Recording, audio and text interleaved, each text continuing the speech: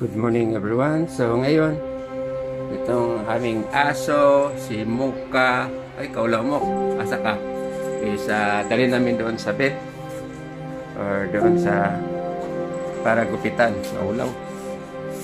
Yan, takot, natakot. Mocha.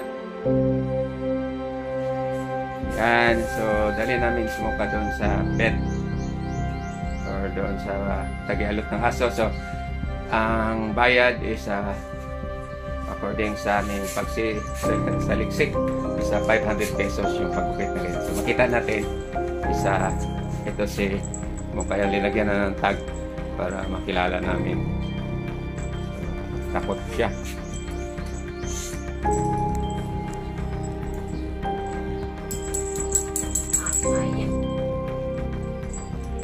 So ganito yung mag-alaga tayo ng aso, lalo na ngayon is sobrang init, summer. So gugupitan namin ng summer look. So ito ang itsura niya, tapos makikita nyo after na magugupitan siya.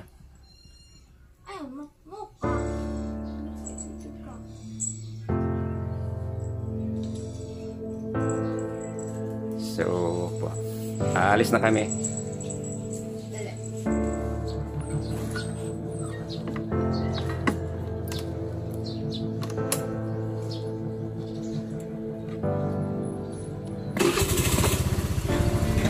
Sana hindi maraming tao ngayon. Sana itong camera ko is nakatutok. Yan, dali na namin si Mocha sa bit para ipagupit.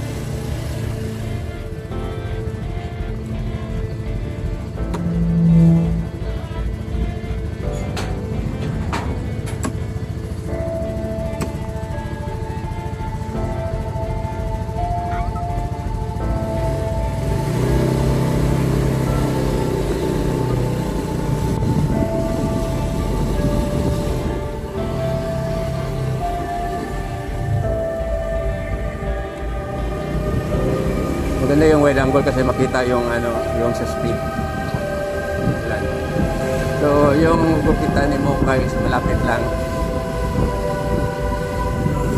Hindi nagulat. Bigla sanang tumawid. So ito ang sistema ng traffic namin. Yung Zoe, yung anong tawag yun, sumalubong sa daan ko. Yung ibang sasakyan. Meron tayo traffic dito ng kaunti.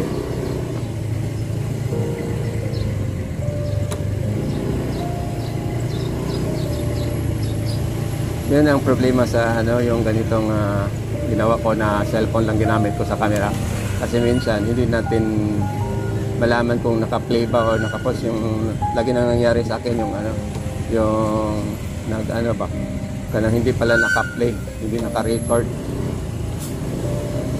So itong area na ito, yung dito ako nag-record, maraming nadisgrasya dito, kaya kailangan ingat tayo pag dumadaan kayo dito na lugar.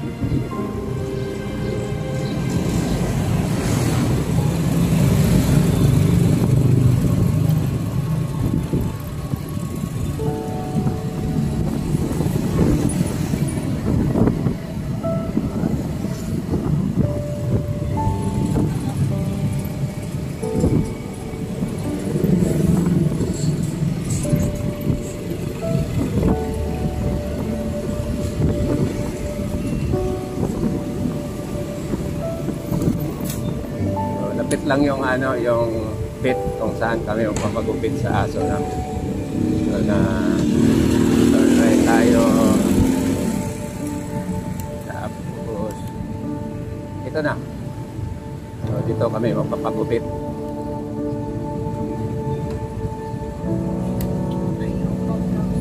Hindi po kumusunod. dyan na pumasok na si Muka. So that is a private store, so kailangan tayo ng humingi ng permiso para makabideo tayo sa loob. So dito na lang ako sa labas maghintay. So mamaya siguro after matapos ito this afternoon, so duktong ko na kung anong itsura niya sa aming aso. So yun ang makikita nyo. Ito isa ang pangalan nito, Pet Lab Central. Tanggalin ko man itong camera. So ito yun. If ever, kung gusto nyo magpapagupit, dito lang kayo pumunta sa, yun ang pangalan, is Pet Lab Central. So nag-supply din sila ng mga aquarium accessories sa grooming. Then it is located and road going to Valencia. Corner, malapit lang sa SSS at saka sa Hypermart.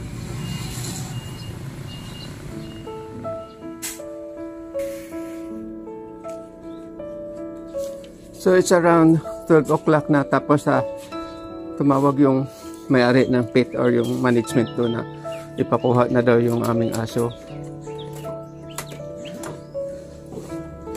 Kaya puntahan namin. Nakita ninyo yung itsura.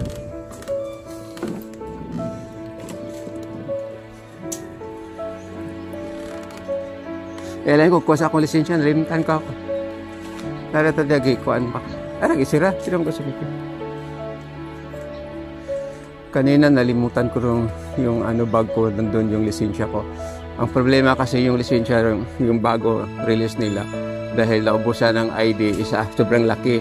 Pero yung ID ko nandun sa cellphone ko, dito ginamit ko ngayon sa camera. Nandito yung ID ko, pinapicturan. Tapos itong bag ko, nandito yung license ko. Kaya hirap. So paalis na kami ng bahay.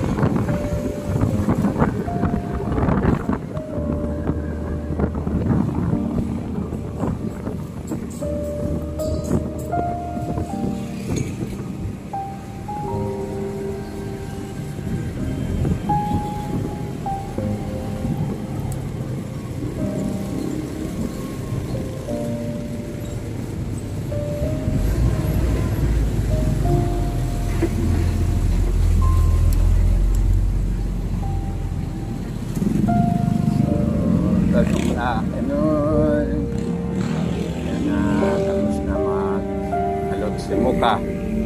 Makita natin yung itsura ni Muka.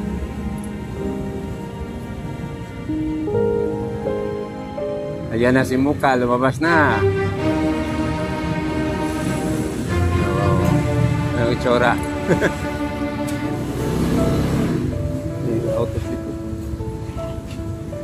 So, balik na kami sa bahay. So, ang bayad? Oh, nakasinsilyo? Okay.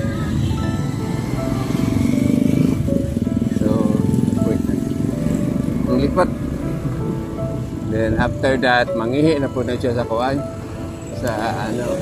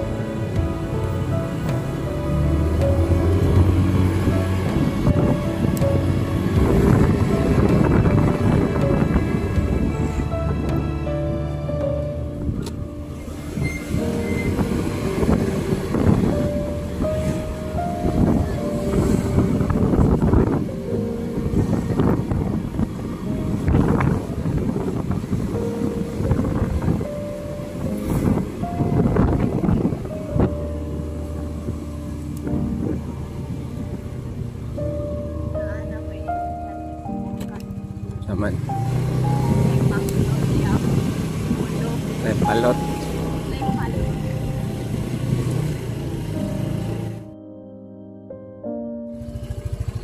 Okay, nakarating na kami sa bahay. Tapos, nahirapan mo na ako akong anak. Ipakita na ang mukha. Pataas. So, yun ang itsura ng bagong alot na Shih Tzu. Tapos, may iniwan dito sa buntot, ponytail. So, for this noon, it's already 12 o'clock in the noon. So, yun lang ang share ko sa inyo. Maraming salamat sa panonood. God bless you all. Have a nice noon ahead of you. Bye-bye.